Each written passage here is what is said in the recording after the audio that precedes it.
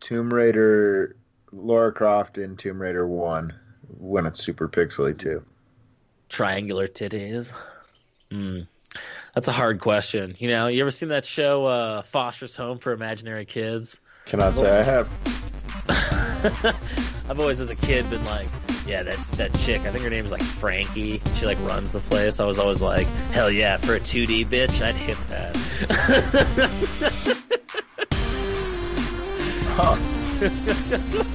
At least Ben went with someone 3D.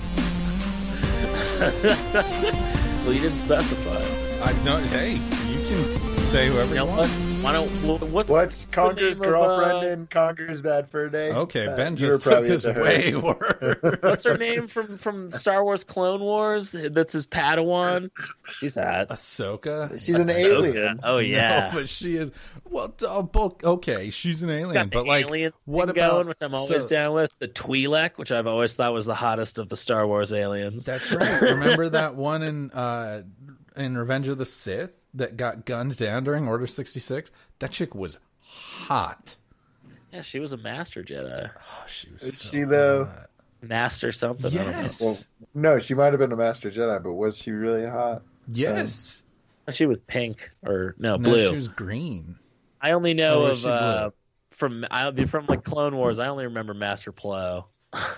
Master Plo. Wow. Yeah. Mr. Plow, that little crazy Twi'lek. Yeah. What about Jessica Rabbit though? Ooh, Jessica Rabbit. Oh, Now that was you've gone back to an animal. Jessica Rabbit? No, Jessica slide. Rabbit is a man, is a woman. But Jessica Rabbit. Oh, yeah. what about Betty Boop? Yo, maybe I'm the only one here, but Lola Bunny. Lola Bunny, you are not the only one here. What about Judy Hopps? Hell yeah. Yeah.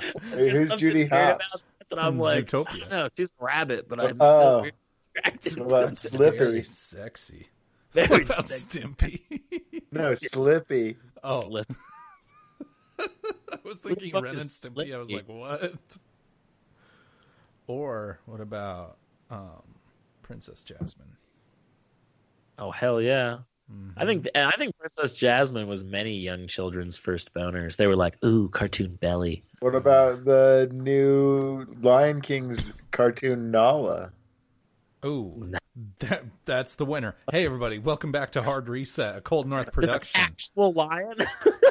I'm the Law Morris, and you're listening to number 74, the one where we discuss some of the worst games of 2018 and riff for 3 minutes at the beginning about the hottest animated characters. I think we might now be in the hottest in the animal kingdom. Like weird with it. Dude. I mean, I would like. And made a crossover. We would all be lying if we said we hadn't seen some Kim Possible porn when we were in our teenage years. Oh hell yeah! She's got They're those little making a live DSLs action and everything. Kim Possible movie. But let's got not, that little let's flip not over talk DSL about lips. that in conjunction to this conversation. The Kim live action Possible, Kim the world's Possible first movie. Super Yeah. slut. Joining me as usual, the gorgeous Ben Reynolds. Meow. Nala. It takes a new meaning in this podcast. And the effervescent Andrew Etchen. Hello. Now we've got a lot to get to tonight. Not talking about sexy cartoon characters. So let's jump right in with what we've been playing this week. Andrew, you're going to be... I have a feeling that I'm going to have difficulty keeping you succinct. So, Ben, we're going to start with you. Tell me what you've been playing this week. More Smash Bros. I have pretty much actually only played Smash Bros. It's just kind of what I'm way into right now. It's a lot of fun. Are you playing Classic mode or World of Light more? I started playing the Spirits, yeah. Okay. Oh man, let me tell you, you think it's gonna end, and it only gets longer. Yeah. I can't see any possibility of that ending. There's just so much. Yeah, well, oh god. So I heard the World of Light kind of gets a little bit... It really seems like it's dragging circumstantial. out. I did the same thing. I like hit what I thought was about to be like the finale, and it was like, nope, you're apparently only halfway through, and I'm like, what? I've cleared the whole map. How is that possible? It's like, nope, here's a new area you can go to, and I'm like, I literally did every single challenge. There must have been 300 challenges. How many characters have you guys unlocked? Maybe half. I don't know. I've got quite a few. I'm not sure how many I know I have are total. 4 rows. I have like 4 pretty much full rows already. Okay, so I don't have as many as either. I think I have more than that. I don't have as many as either of you, but I think I'm going to just start power unlocking, where you basically the game you just play quick matches. The game will let you unlock a character every like 10 minutes, but apparently if you if you close the application, it restarts the timer. So you can play one match, then it'll say a new challenger approaching. You can beat 10 minutes. Yeah, you can beat them, and then you close the application, like go to the home screen, close the application, go back in, do another match, and then immediately another challenger will start approaching. I don't know if that's necessary, because like what I remember, I would just do one-on-ones with the computer, 3 lives. We couldn't have been playing for more than 4 minutes, and then in every single match, every single time I've ended like just a smash match, it's like new challenger, new challenger, new challenger. So I think I'm going to just start going to power unlocking, just in the interest of getting them all. The story mode had some good like occasional moments where I was able to unlock like a character that I'd been wanting, but I've heard the classic mode is good for unlocking very like specific characters. Yeah, I like the idea of classic mode. I'm not crazy about World of Light. World of Light's interesting. I just really didn't like how much swapping there was. Like I was constantly going in and just, it's like a game of rock paper scissors, and your whole thing is just taking these like little spirit guys that you know, eventually you just get a bunch of snacks, and you just, every time you get one you want, you just level them all the way up. And then you go and you fight something, and you just pick like the superior element and beat them up. And so it was like, it felt really unnecessary, except for certain ones that give you abilities like you're not affected by like high wind or whatever. Or whatever. Yeah, and so there was stuff like that, but it was just a lot of like every single battle was just me like going in, switching to another one, switching to another one, switching to another one. I was just like, God, can't it just like automatically pick the superior like fucking element? Every single one is like a different if one. you press Y, you do that. And shut your goddamn mouth. Ben, so last week you were maining the Kings, K. Rool and DDD. Are you still a king man?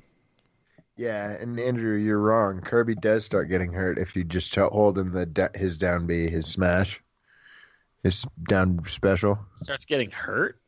Yeah, once his hammer lights on fire, it starts doing damage to him, but you do a shit ton of damage to your opponent. Oh yeah, I never noticed that. It's never been a problem for me. All right, and so Ben, real quick, I just want to get just a quick analysis. How do you feel it compares to previous Smash games? I played I don't even think I actually ever played the last one. Smash 4? Neither. Yeah, I did not play Smash 4 at all. But I played a decent amount of Brawl and Melee. I really enjoyed Melee. I really enjoyed 64, obviously. Like 64 was great. Melee was really fun. Like especially the single player mode in Melee was really, really fun. Yeah. Then I didn't play the single player mode in Brawl really because I never owned a Wii. So I only played that as like a party game. And I was all right at. Yeah, so I'd say I like this one better than that, but that's probably partially because I own a Switch. Yeah, this one's been really very fun. It's really impressive. All right, and there's a lot to do. I really want to buy because I saw they have those little GameCube plug like adapters, but I know you can get an N64 controller with a little GameCube plug, so I kind of want to do that. Play with an N64 controller, because you can just get a GameCube with a USB, a GameCube controller with a USB now. Yeah, but you can't. They're not the official controller. I never really liked playing with the GameCube controller. They're not first party. But an N64 controller, I feel like, would really solidify my control over Smash, because that's the controller that I am most attuned to using when playing Super Smash Bros. But you wouldn't have your C stick. You have the C buttons. C button, whatever. Every direction. But then you're missing out on 2 buttons. But all right, Andrew, I want you to keep it. In fact, I'm going to put you on a clock here, because I know that with this game you're just going to go nuts. So I'm going to put you on a timer of let's say 90 seconds. You get 90 seconds to talk about what you've been playing this week, starting now. Well, as I'm sure many people saw, Subnautica finally came out on PS4, so I bought that. And luckily it was only $30, so that was nice. But people know how much I like No Man's Sky and Minecraft and building and stuff, and so Subnautica is like right up my alley. And it's as somebody, a mix of those two things, right? It's a mix of those two things concentrated into like one particular like place. But the thing I really like about it, one, it has a really wonderfully like scary element because it's the ocean, and I am personally like a huge wiener when it comes to deep oceans. A huge wiener. And on top of that, I love base building and like improving your like living quarters and supplies and everything, so that's really cool. But the game is definitely like it has a really good story. There's actually a really cool story built into it, and all the PDAs are really well written, and all of the audio logs are weirdly well like voiced. And it has a really interesting story built into it, and what you're actually like trying to do and find and accomplish. So it's a great game. It's really, really cool. I didn't know it had a story. It has a really deep story. It gets weird. It's starting to get really deep. So deep. So I didn't know it had a story, but I do have. Oh, that's the 90 seconds. I do have one question for you though. So as far as like the No Man's Sky type mechanic of like finding a better ship and buying that ship and using that ship, does Subnautica have something similar? Yeah, so Subnautica has 3 vehicles. There's 4 technically. There's the Sea Glider, which is essentially the idea of just like when you're swimming around, you just hold like a little scooter thing and it just like zips you around. Snake uses at the beginning of Metal Gear. Yeah, like you have something like that. And then real vehicles, you have the Metal Gear. You have the Sea Moth, which is like a tiny submersible vehicle. The Prawn Suit, which is like a mech suit, like an exoskeleton, which is really cool. And you can upgrade them a lot. And then there's the Cyclops, which is like a full-on submarine. And the Cyclops is basically like a portable base. Okay. But they're really cool. Compared to No Man's Sky, I'd say like the way you can actually really upgrade and customize your like little submersible feels more like special. There's something like special about my little submersible vehicle, and I renamed it the Stingray because it's like one of those things that if you're like, it looks like a little Jetsons, car. You're just like through the fucking water, and all of a sudden some fucking giant monster will swim up and grab you, and you'll jump out of it. And he swims around, and you're just like fuck, and he blows it up, and you're like, I'm fucked now. My submersible. It's really fun. It's scary though. I've had some really like. I think I'm gonna download it. I think we're gonna download it. And I went back to don't be afraid of the sounds you hear, unless there's one that is really particularly scary. Just embrace the ocean sounds. I have talked about it a million times on this show this year. And I'm going to talk about it again. I went back to see some Metal Gear. And, oh God, I love Metal Gear Solid. I just can't get enough of it, and I'm trying to get through the first game again because I'm going to try and play the second game on a trip that is coming up. I don't know what else to say about it. Didn't you already just play all of them? Yeah.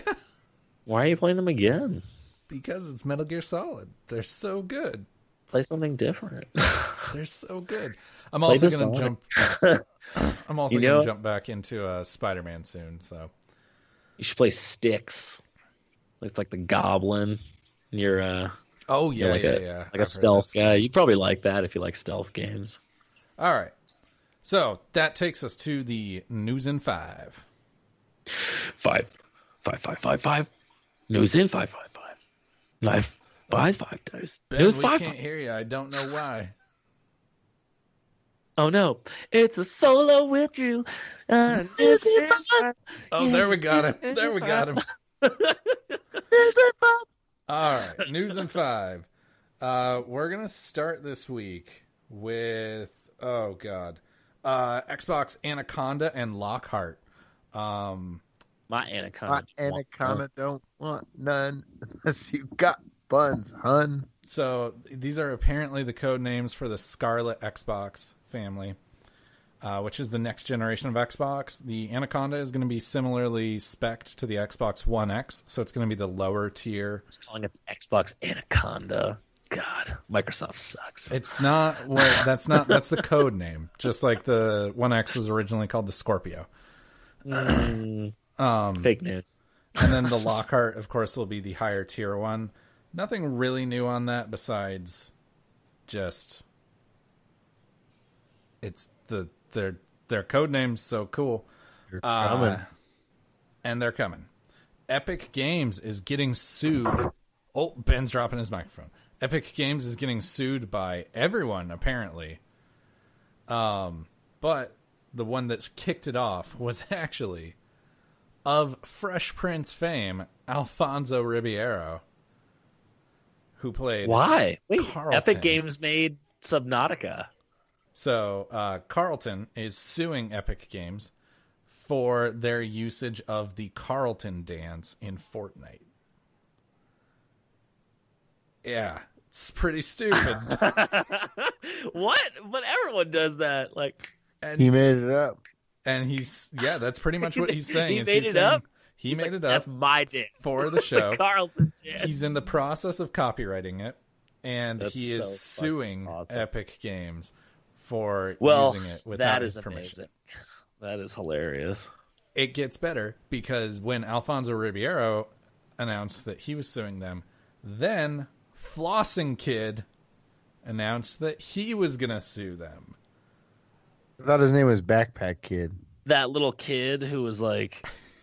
The kid that came up with the flossing that did it on YouTube. Yeah. He is suing Epic Games now, too. Katy Perry's the one who really America made him famous. Amazing? Isn't America just a wonderful place? It is. It's just so good. That's so awesome. So funny. I think that this is really funny. I think that this whole let's just... I had no idea. They're successful. Let's sue them. They're successful. I don't really know what else to say about this. Yeah, and looking over their website and their games, you're like, wow, really? Fortnite was the one that sent you flying into the stars. But I'm like, guys, you guys made Journey. You made Subnautica. You made Unreal. Yeah, you made the Walking Dead series, season, final season, all that shit. Telltale Game was with them. Darksiders. I'm like, dudes, why are you fucking bothering with Fortnite? Yeah, they have talent. And most importantly, Insomniac Games gave us a little present this morning, and it is the Sam Raimi Spider-Man suit. And so now you can feel like Toby. That's right. It's interesting because they it was 3 weeks ago, I want to say, they came out and they straight up said in a tweet, "We are listening to everything that the community has to say, but just because we're listening does not mean we are going to do it." And, well, I remember. And they basically said, we're not going to do it. Stop asking. And people shut up for a while. And then this morning, bam, they dropped it on us. And they said, it's a free update today. And now you can play the game and pretend that it's Spider-Man 4, which I'm totally going to do because the Sam Raimi Spider-Man movies were the best. But yeah, it wouldn't make sense because then you're fighting people you've already fought because you've already fought. Ben, I'm just going to pretend and it'll be okay. Are you going to play it on hardcore mode? Maybe. New Game Plus. Oh, that's right. So, fun fact, guys. Epic Games is basically making their own version of No Man's Sky. All right. Well, moving on. No Man's Sky made their own version of Subnautica. Yes, true. Sky. Hello Games in the sky. And their bases look the same. So, what do you guys think of the Spider-Man suit? Is this intriguing enough to you guys? Is this something you guys really wanted? Unfortunately. When do they drop the first DLC? It came out in October. Oh, it came out? Yeah, 2 of the 3 are out. Oh, well, maybe I'll get those and then you play with it. I bought the season pass today to play with it. How much was it? $25. Oh, now Andrew has it, you dirty whore. I might have to download that because the game was super fun. Because that's my only thing. The only thing that's really stopping me from caring is just lack of stuff to do in the game. So I would love to put the suit up and beat up some more bad guys. Yeah, and I mean, I think that I've heard that the DLC, like the 3 DLCs, kind of flow together as one story in like a very comic booky way.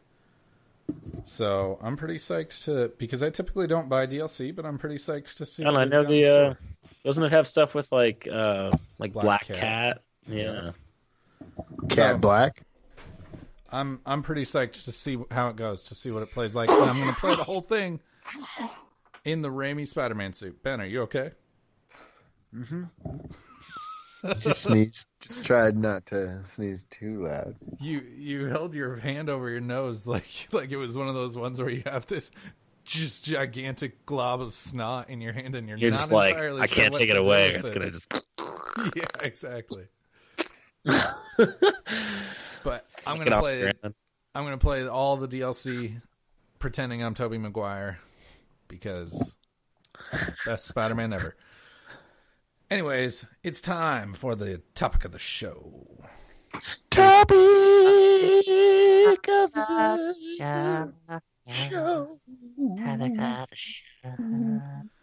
The worst 2018 games based off of now we're going to talk about some of the worst games. It's not the worst reviewed, or it's just like our like not necessarily. I don't think any of us have played any of these games, to be honest. But I think Andrew played Metal Gear Survive. Oh no, I didn't play Survive. Oh, I thought you said you did one time. No, I played the normal one, but no, I was going to until I watched a Donkey review that was just like, this game is a giant steaming pile of garbage. Okay. All right. So I don't think any of us have played any of these games, but we're going to discuss a little bit of the controversy that has gone around these games and why we, in particular, Agony. chose not to play them. All of the Metacritic scores that we'll be talking about are based off of the PlayStation 4 versions of the games. First up, Agony got a Metacritic score of 37. Yeah, I actually really wanted to play that game. I've written just a little blurb about each one, and the blurbs get longer and longer as we go. Agony, developed by Mad Mind Studios, put players in the first-person labyrinth through hell. The game leans heavily on the shock factor of the extreme gore represented. Good representation of hell, but repetitive gameplay, and a shock factor that wears off quickly led to a subpar generic feeling experience. Yeah, I've heard the game has a pretty lackluster ending. Oh, really? Yeah, I've heard that it's sort of like like the way it played like didn't really give you that big of a sense of like fear when you faced something that could just kill you, but then at the same time it like didn't really give you all that much accomplished feeling once you got past it, because it was like, yay, more gore. Yeah. Like, and so apparently when it ended it was just like, God, finally it's fucking over. I heard the representation of hell was just like, I was like, hell probably isn't this is like a circle of hell. Like, if we're really getting weird with it. I heard it was kind of almost like these people just spent way too much time thinking about what hell might look like, and not enough what hell would have in it.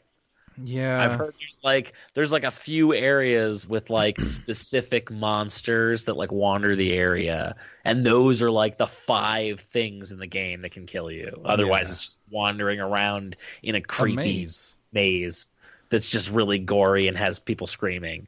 Yeah. And I'm like, yeah, that sounds like a hard pass for me.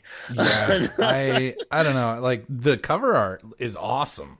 Yeah. Like, Look, when seeing a review thing of it a long time ago of someone just playing like 5 minutes of it, I was like, oh man, this sort of reminds me of like Amnesia. And then I watched a review that was like, it is for like 5 minutes, and then the rest of it just gets really uncreative. And I've also heard that one of the best representations of hell in the game is dying and going back to a checkpoint that was literally more than 20 minutes away. Yeah, the checkpoints are really sporadic. I remember hearing about that. It could be like you'll get a checkpoint and then round the corner and get another checkpoint, or it'll be like you'll get a checkpoint and then you won't see another for like 45 minutes. Yeah. And you're like, wow, if I die, I'm going to just like snap the disc in half and throw it in the snow. I mean, this game, the box art is awesome. And I think that this game is actually a really good example of why games media and like the YouTube sphere and like discussion like this is really good, because this is a game that in the mid 2000s or like early 2000s, I would have seen this and I would have totally bought it. I would have been it would have been like, wow, this looks so good. That box art looks fucking bitchin'. I'm buying this game. And I would have bought it and it would have sucked and I would have been pissed. Yeah, where like, now I agree. Like nowadays you can go online. I love being able to just go online and watch just like an IGN review. But then at the same time, I have like particular streamers. I mean, I said it before, Dunkey. I'll throw his name out there. He's a great reviewer. I really love his videos. And every time I watch one, he's really good at like, even a game that he loves, he'll be like, these are the goods and these are the definite like bads. Yeah. But at the same time, if it's like really bad, you can tell that he like absolutely hates it. And you're like, yeah, I can see from his distress that I would probably feel the same. Yeah. I mean, Agony, as terrible as it was, is proving the value of the games media industry, because it's like, like you said, there are reviewers that you trust. Personally, I trust Ryan McCaffrey a lot. Yeah, he's with IGN, and I think that he has great opinions that are well thought out. I actually don't know their name, but like whoever the guy is that does like the before you buys. Oh, Jake Baldino. Yeah, he's another really good one. Yeah, like so I think that Agony definitely proved the value of games media by being really bad. But also, did you see Dunkey's videos on Let's Go Pikachu and Let's Go Eevee? No. They're so funny. One of them, he just talks about how it's the best game ever made. And the other one, he just talks about how it's the worst game ever made. And if you don't see both, you're not in on the joke. But they're pretty funny. Ben, did you hear anything about Agony? Not until just now? Never even heard of it, yeah. You should go watch a video on it, because it is pretty interesting to look at for about 30 seconds. Honestly, I am not above watching somebody do like a quick play of the whole game and just be like, yeah, I'd like to see some of the poignant moments, but I don't want to sit and watch. I don't want to actually have to fucking do this. Yeah, I mean, these kinds of games that are so bad, they're interesting. Like, if they're ever on like mega sale, they're interesting enough that I might buy them. So, like, for example, the reason I played Outlast 1 was because it was free. Yeah, and, like that was worth it. I just bought Murdered Soul Suspect for like $2.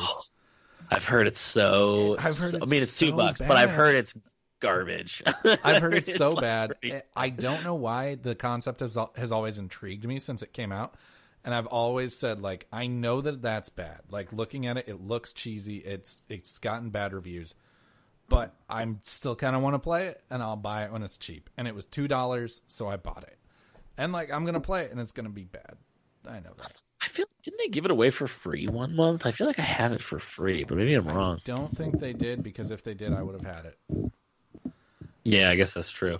Because that was one of those games back in the day that was like one of the first PS4 games that was coming out, and you were like, "Oh," I was like, "Hell yeah!" Like something new. And then I heard it was 5 years later. I was like, "God damn it! Back to like Resogun." All right, Shaq-Fu, a Legend Reborn. Is Shaquille O'Neal in this?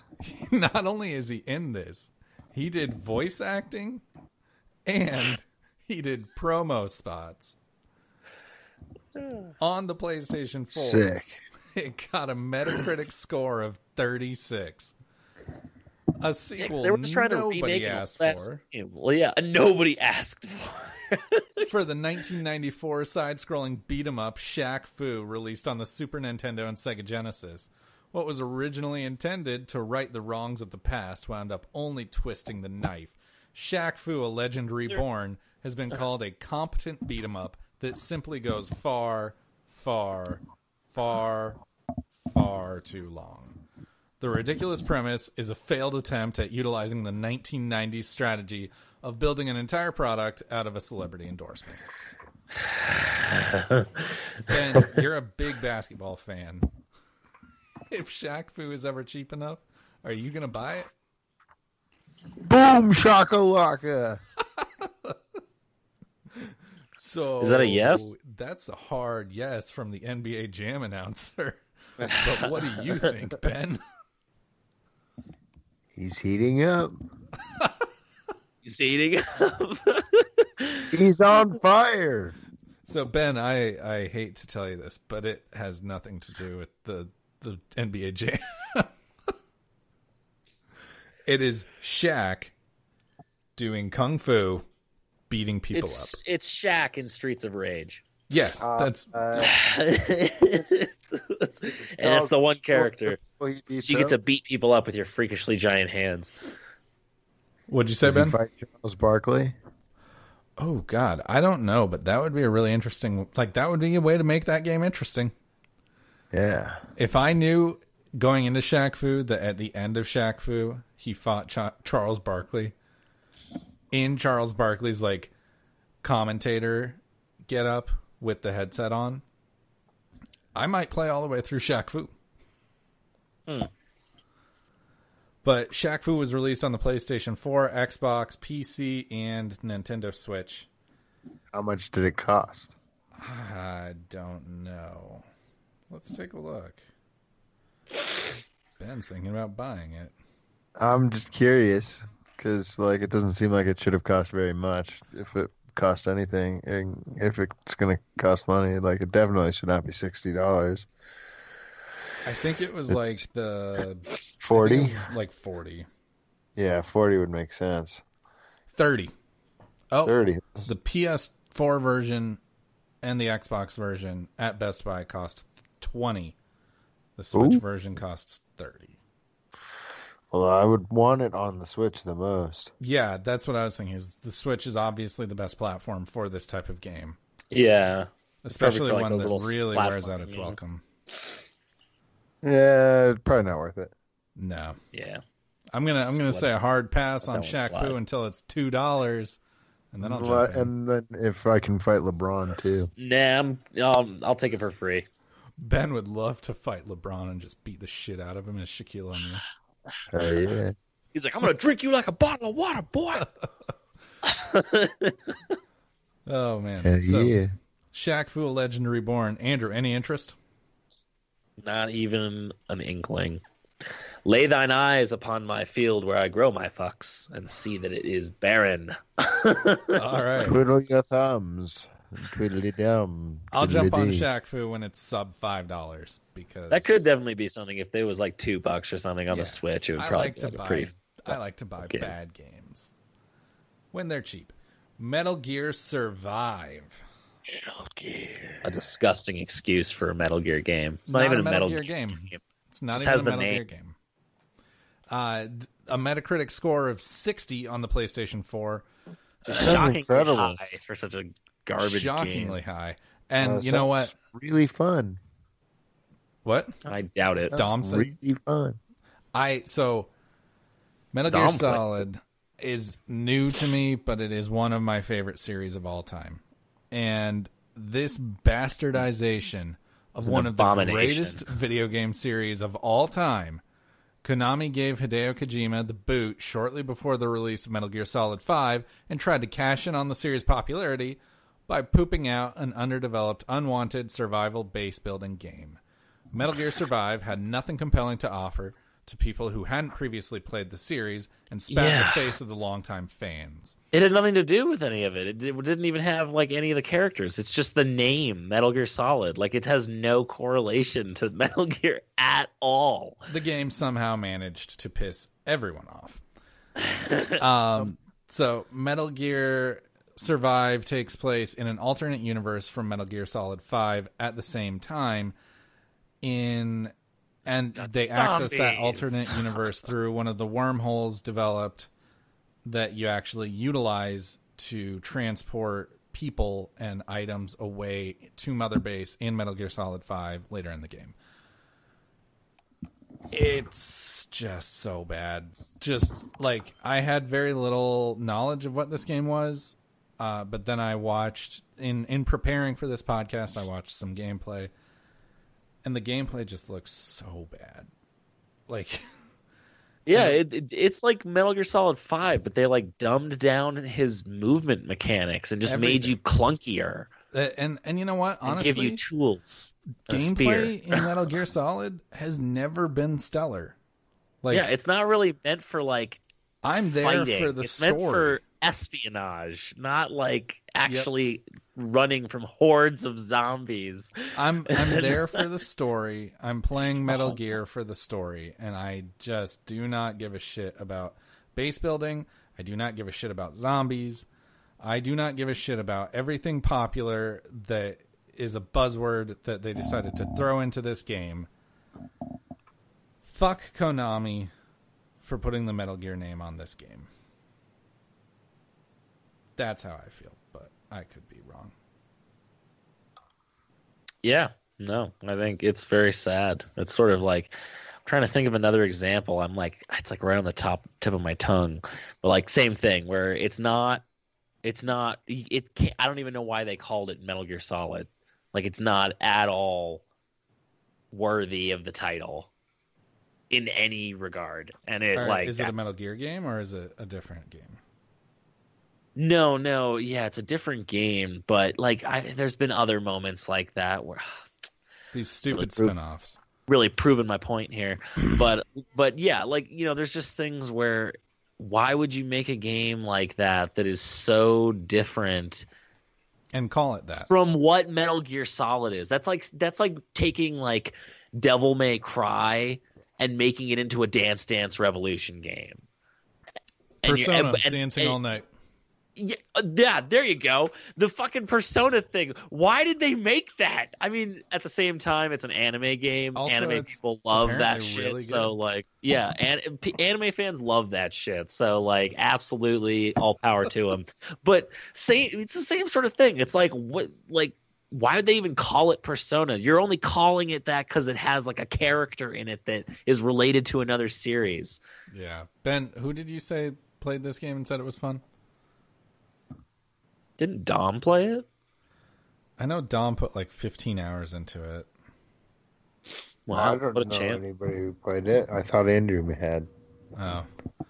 Ben has taken the stand off of and put it back onto his microphone 2 times So I didn't even really enjoy the fucking. I kind of didn't even really love the fifth Metal Gear Solid. So I was not about to play a fucking zombie version of it. I don't love the gameplay of Metal Gear Solid 5, but I love the story of Metal Gear Solid 5. And I actually if Metal Gear Solid 5 was concentrated to like buildings and like cool stuff like that, I would have been a lot happier. Yeah, crawling around in the desert got really, really old.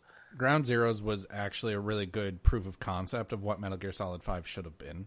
As far as like, they didn't have enough bases like that. Very large, intricate, well laid out bases that you can approach in any way you want. But Metal Gear Solid 5 is an excellent example of why there are some series that should just never go open world. Deviate from the thing. Yeah. Yeah, like supposedly Halo Infinite is going to be open world, and it's like why? Metal Gear Solid 5 is an excellent example of why Halo Infinite should not be open world. Yeah. Continue the thing that people like. It's sort of for what it is. Honestly, it's like Zelda. It worked really well for Breath of the Wild, but at the same time, it does not feel like a normal Zelda game. No. There are not dungeons. There's no like linear quote unquote progression, because it's just like do whatever the hell you want, where like other Zelda games are like, as you like do the dungeons, you get the items that let you venture further and further and further out into the world, where granted, loved Breath of the Wild, but it was a huge step away. I don't really consider it like a Zelda game. I consider it like a Zelda adventure game kind of thing. I loved Breath of the Wild, but it was a huge departure from what Zelda was. It never felt enough like a Zelda game for me to really love it the way I love most Zelda games. Yeah, I completely agree. Like that's a perfect way of saying it. And Metal Gear Solid 5 was very much the same way. Metal Gear Solid Survive just took everything bad about Metal Gear Solid 5 and ran with it. Wow, I really love this and the characters. And got rid of it. Can we get like some cool buildings in here to explore? Like that's why Metal Gear Solid 3 is my favorite. 3 is Metal the best Gear Solid 3 has like a good mix of forest and then really cool, like 3 is bases. So good. I love the Battlefield 5 got a Metacritic score of 75. Now, that's great. Ben, I do want to get your take on this one. After our blurb, shrouded in controversy from the announcement trailer, Battlefield 5 was one of EA's most egregious get-rich-quick schemes to date. The game was marketed at an entirely new audience, and in what seemed to be an effort to appease that new audience, EA and DICE wound up taking a big ol' shit all over the Battlefield community. Shockingly, actively insulting their fan base and courting a new audience that is significantly more concerned with virtue signaling on social media than they are with playing video games led to record low pre-orders from what is usually a very popular series. Battlefield 5 was delayed and eventually launched in November as in a very incomplete state, with promises that development will continue and features included in the $60 base game will eventually make it into the game via updates. Ben, I want to get your take on Battlefield 5 because I just politically, it's a very politically charged game. Sounds a lot like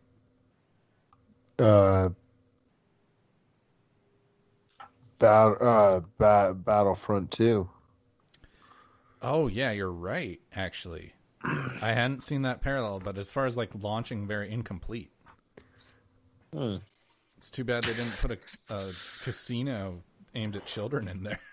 They could have just done the same thing. Maybe in a year we would have a good Battlefield 5 game. I still say Battlefield, what was it, 1876? That was the best one. 1842. 1842. Or was it 1942? I don't know. The first one. Yeah, 1942. Ben, do you have any experience with Battlefield games? Battlefield 1. And... Oh, yeah, you played Battlefield 1 a lot, didn't you? A pretty good amount. See, I enjoyed it. The the Battlefield, because Battlefield is all about like the big team battles. Mm-hmm. And so, Ben, I guess you have the most experience with modern Battlefield out of all of us.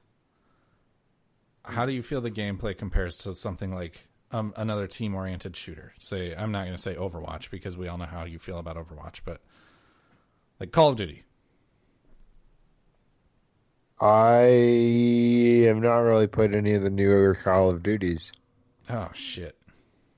Well, I played a living crap out of the 4th Black Ops. I enjoyed it a lot more than I thought I would. Yeah, it's fun. So I see Battlefield 5 and I like, oh, here's the third taking the mic stand off. So I see Battlefield 5 and I think like, I kind of want to play that, but then again, it makes me think, okay, I don't want to support A, game that's incomplete, B, a game that was so obviously used to just shit all over their fan base, and C, why not just play Battlefield 1 when apparently that's a better experience and it's like $6? So, I don't know. Ben, where do you have Battlefield 1? Xbox One? Okay. I might see if I can find it on the cheap on Xbox One and play it there. And there you go.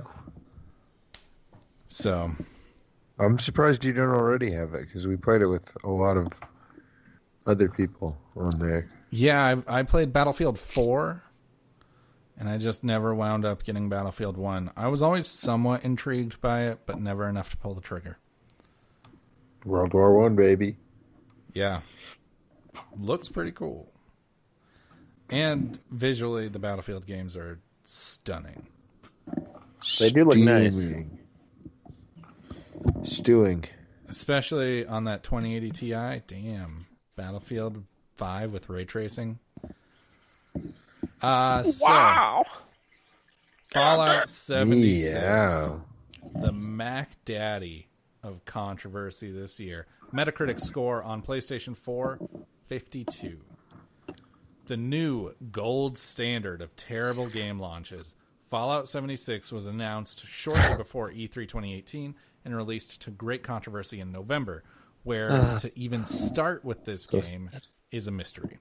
Bethesda made some very lofty promises for the concept of Fallout 76 at E3 that seemed a little bit too good to be true. In classic Bethesda fashion, there was a super duper collector's edition that announced that would include a Brotherhood of Steel replica helmet with a canvas bag carrying case. When the package arrived, customers were displeased to find that the bag was actually nylon. Bethesda's response... You're like, you gave me a goddamn tote bag, you asshole. You gave me an umbrella holder. That's right. You gave me a fancy grocery bag. Yeah, like a reusable grocery bag. Bethesda's response to the criticism over the nylon bag was initially that the canvas bag was a prototype and was too expensive to produce, and they didn't plan to address the issue further. Eventually, after catching enough heat, Bethesda offered 500 atoms, an in-game currency equivalent to $5, to anyone that had purchased the Super Duper Edition. Of course. The Super Duper Edition like an extra $30, $40? It was $200. Oh my God. Yep. Oh my God. Of course, this was laughable. And Bethesda wound up conceding and setting up a program for people to submit their proof of purchase and be shipped the original advertised canvas bag. After submitting customer service tickets, there was a technical issue with the support website, causing everyone who had submitted those tickets information to leak. Just when we all thought it couldn't get any worse, another glitch in Bethesda's system gave one player of Fallout 76 access and admin privileges over the customer service tickets. He was then able to issue refunds and close the tickets.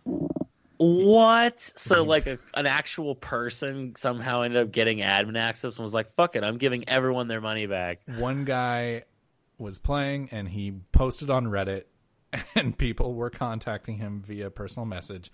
The mods on Reddit verified with him and said, and they were like, they made a comment. They said, we verified, this is real. This is legit. we want nothing further to do with this. And they left. And people were sending him messages and getting full refunds. And being like, can I have like all my money back, please? Yeah. Yes. Fuck yeah. Fuck Bethesda. God, that's like a dick-ass move. God, it makes me so mad. It's like, yo, Bethesda was like one of my favorite companies, and it's like, you made another ESO, and then this one's even worse. Like, ESO wasn't bad, though. I stand by. I like my ESO time. ESO does actually have a good like amount to it. But no, it's the same thing. It's even worse, though. They took one of my favorite games, and they just completely butchered it and made it terrible. All over it. Okay, so yeah, I think have that to make a new one. There's so much to talk about with Fallout here. Ben, you actually have quite a bit of experience with Fallout. So I want to know from you guys, because I don't like Fallout. I want to know from you guys. Do you think that Fallout is permanently damaged? Do you think that do you think that we'll see Fallout 5 anytime soon? Not necessarily soon. Not this gen. No, yeah, but I do think they will make another. They have to. Yeah, like we'll see if, and it's going to be single player. Like they realize this is like just not good at making multiplayer MMOs. Yeah, they're great at making single player games, but yeah, But are they? It's sort of like you can't go out on a loss. Like you got to make one more good one at least. Like, come on. But the Fallout series, I think, because of this situation, is kind of poison, and it will be for a long time. The whole thing that ruined it isn't necessarily.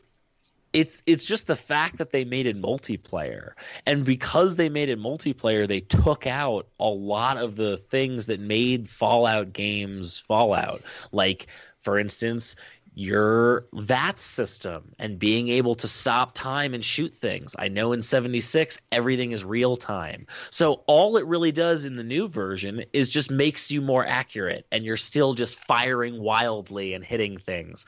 So that's a huge thing they took out. They took out NPCs, they took out, a lot of things that are like what made, to me, like exploring a Fallout world is sort of like exploring like No Man's Sky or Subnautica or Minecraft or something like that.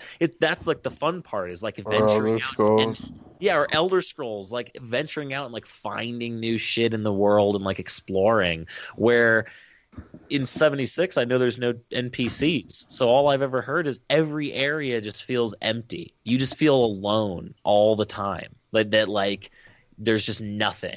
And no, like nothing like pulling you in. Like, where are the quests? Where are like the people giving you the things to do? Everything's like everything's make your own fucking fun. And I'm like, no, you make my fucking fun. That's why I pay you $60. Video game, you asshole. Yeah. I'm like, if it was making my own fun. Well, and that's so I read a bunch of reviews that say that Red Dead Online launched with the beta with more to do that was more fun than Fallout 76, and that was a free add-on to a $60 incredible game. To a $60 game that offered 60 hours of main story and an additional 40 of side quests. Really got into it, yeah. And, not only that, but 60 hours of what is almost unanimously agreed upon as one of the best video game stories ever told. Yeah, it's really weird because it's like Bethesda, like Fallout and Elder Scrolls games, all like quests and stuff that people give you are typically pretty cool. It's like go and like find this thing in this crazy place and do like go through this dungeon and blah blah blah blah. And then for some reason, it's like Fallout 76 feels like a free to play MMO game. If it had been free to play, maybe this one... That's what it looks like. It looks like one of those games where every quest is go kill 15 of these creatures and bring me something from them, and you'll get like a point. But if it had been free to play, maybe it wouldn't have been such a problem. Yeah, if it had just been like... they did do a beta, but like... And before the beta, they actually announced, hey, be prepared. Our games have bugs in them, so it's part of the charm. And it's not a part of the charm anymore. It's not. Now it looks like shit, and we don't like it anymore. Okay. Fucking get a new fucking system. Get a better engine, Bethesda. All right. So, speaking of, if Elder Scrolls 6 looks as shitty as this, I'm gonna be so pissed off. Before we wrap up, we already talked about this. That Elder Scrolls 6 is going to be in this engine. Yep. I know. Elder Scrolls and what's that other one? Starfield. Who cares about that? A lot of people. It's an absolute mess. So, those are the worst games of the year, or at least some of them. There are plenty of bad games every year, but that's our thoughts on some of the most controversial ones, and we probably will play them when they're less than $5. Meow. Yes, I want to know what you guys are going to be playing this week. It's Christmas this week. Ben, tell me what you're going to be playing. Work. You're going to be playing that the game of life. Work. The hardest game there is. It's the worst one. It's worse than Fallout 76. No, that's why Smash is so great, because I can just pick it up and play it a little bit and put it away. Smash really is like play a quick match. Mobile game. Like you can play for 90 seconds and and then it's really fun to sit down and plug it into the thing and play it on the big TV too for an hour and a half. 90 seconds, 90 minutes. It's great. Yep. And have you been playing that one with your roommates? A little bit, but neither of them are very good at it. So I just kind of dominate. To play me. You motherfuckers! Why can't you just be better? Man, give me your fucking. I'm not that good at Smash. Why can't you just fucking be good? Get better. You sound like a major dick right now. You motherfuckers! Why can't you just be better? Ben, I completely feel your pain where you're like, I can only practice against the computers for so long. Eventually, I need to lay my hands on someone. I got them to start playing me in tennis, and finally they've started to get good enough that they can beat me in Mario Tennis sometimes. And so, they started to figure that out a little bit better. So I'm hopeful that they'll start to figure it out. So they can step into the arena and throw fists. Yeah. Their respect. I mean, Billy beats me consistently in kart. Oh, really? Yeah, Mario Kart's still always good. I'll stomp Billy's ass at kart. Take my belt back. Bring it home with me. I don't know. You'll have to get him to put it up. You'll have to see if he wants to put it up for kart. Yeah. Start another tourney. All right, Andrew, tell me what you're gonna be playing. Well, since I'm actually going to be flying home for the week, in a couple of days here, I'll definitely be playing my Switch and bringing Smash with me. I'm actually going to try and maybe pick up a couple controllers tomorrow night or something, and just so I can bring Joy-Cons, or because it's pretty playable on Joy-Con. Yeah, exactly. Because I would love to bring them home for my family, so that maybe on Christmas Eve or something, we all can play some Smash with my cousins. But what I'm probably looking forward to the most is I'm probably going to have to challenge some stranger on the plane to play some Smash. Yeah. Oh yeah. I remember. Make sure you have bring the bumper bars, because this little girl was like, saw me playing Mario Kart, and she was like, I want to play, and I played her in Mario Kart just for fun. And I would love to be playing Smash, and hopefully I sit next to someone who's maybe looking over and watching. So I'll just if that's what I do, if I catch someone watching, I just casually pull one of the controllers off and hand it to them, and then they're like, what? Yeah, I'm like, sticks. It's that moment. It's that moment from the Wii commercial where they're like, we would like to play, and Andrew's like, let's play. Like to play. Yeah, but otherwise, I will go play Subnautica. You're gonna play some Metal Gear? I want to play some Subnautica. Oh, okay. Every time I play for a few hours, and I keep getting keep a little bit stretching my webs out a little further. I have yet to really go down. I'm just venturing out right now, and I know that the game is not very big horizontally, but is really deep vertically. Okay. So I'm trying to map out the surface. And then just start headed down. I feel like a little archaeologist. It's just fun as hell. Way down below the ocean. And I'm going to be playing some. I will take my Switch with me, but I'm actually going to be taking my Vita on the plane, and I'm going to be playing some Metal Gear Solid 2 this week. How many controllers are you gonna bring? Probably just my Joy-Cons. That's dumb. I mean, I might be able to bring a Pro controller. There you go. There you go. All right. That's a good boy. So that's all we've got for you tonight. If you liked what you heard, make sure to subscribe on iTunes, YouTube, Spotify, or iHeartRadio. And we're also now available on SoundCloud as well. So, you know, we're the big time these days. Don't forget to check out our movies podcast, No Refunds, the podcast that watches bad movies so you don't have to. This week we discussed the 1997 cult classic Starship Troopers. We won't be back until after the new year, at which point we'll be naming our top 3 games of 2018. You can probably guess what they are. And you can find everything we do all in one spot over at coldnorthpro.com. Such a great website. Oh, and Bad Santa, no refunds on Christmas. On Christmas, no refunds, Bad Santa 2. Reset.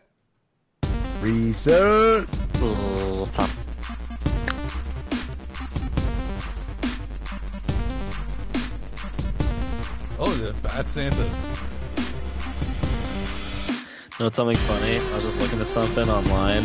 You know how in GTA there's that like liquor store that's like the liquor hole that everyone like loves to like skydive through? I just finally understood that it's liquor hole.